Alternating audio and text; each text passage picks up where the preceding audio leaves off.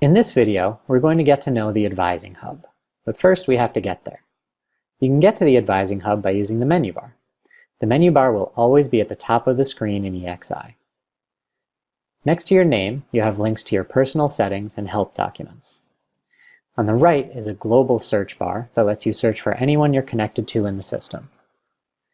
In the middle, you'll find different navigation buttons that will take you to bookmarked, pinned, and recently viewed pages, as well as your EXI messages and to-do items, and your calendar. For now, we'll click this icon on the left that looks like a toy jack. That will bring up a list of your available hubs. Just click the link for academic advising, and you'll be whisked away to the Advising Hub. And remember, the back button works in EXI. If you need to get back to where you just were, just click that button. But on to the Advising Hub, which is your launch pad for just about any advising task you'll want to do in EXI Advising. For example, if you want to get to your list of advisees, just use the Hub Options menu to select View My Advisee Roster. If you scroll down, you'll see a bunch of little boxes. These boxes are called blocks, and they're connected to various useful reports and tools. The Overview block gives you a very general view of the page and some issues your advisees might have, like low GPA. As you scroll through, you'll see more detailed information. The Holds block gives you a glimpse of some of your advisees who have holds on their accounts, financial or immunization holds, for example. You can get the details by clicking View Details for an individual student. And you can see the full list by following the link that says View All Advisees with Holds. You can also view your advising calendar here on the Advising Hub, and that will include your advising appointments. You can adjust the calendar view with the button in the upper left-hand corner, and you can create appointments by either using the button in the upper right or by hovering over the day and time you want and then clicking the plus sign that appears. Further down on the page, you'll see blocks for registration clearance and registration approval. Don't worry about the registration approval block. We won't be using that at 4Cs. The registration clearance block, though, will replace our old advising hold, so you'll get very familiar with this.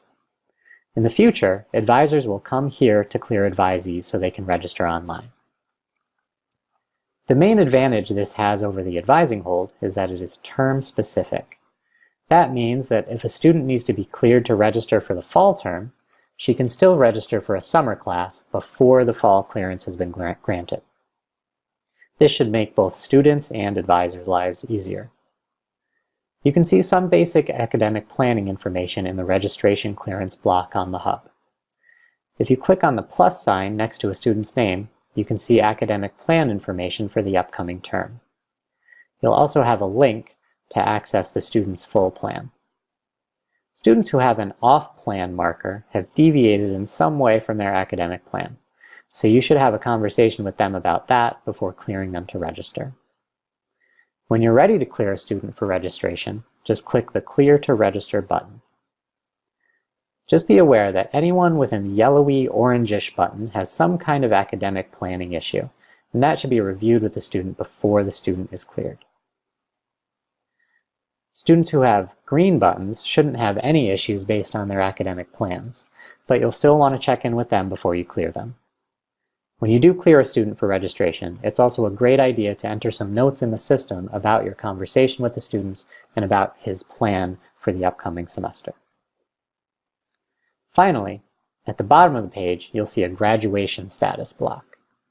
You can use this block to keep tabs on your advisees who are nearing the end of the road here at 4Cs to make sure that they're on the right track with their classes, that they're done with the graduation application, and that they have access to resources like transfer advising and career planning that can help them take on the next steps in their journeys. One last feature to know about here is that you can pin any of these blocks you'd like to your EXI homepage. Just click the little push pin in the upper right-hand corner of the block. When you do that, you'll see that block every time you log into EXI right off the bat. Do this with blocks you know you'll use frequently, like registration clearance, to save yourself a little time. And that's just about it. Why not log into EXI Advising now and take a look around for yourself? Happy browsing!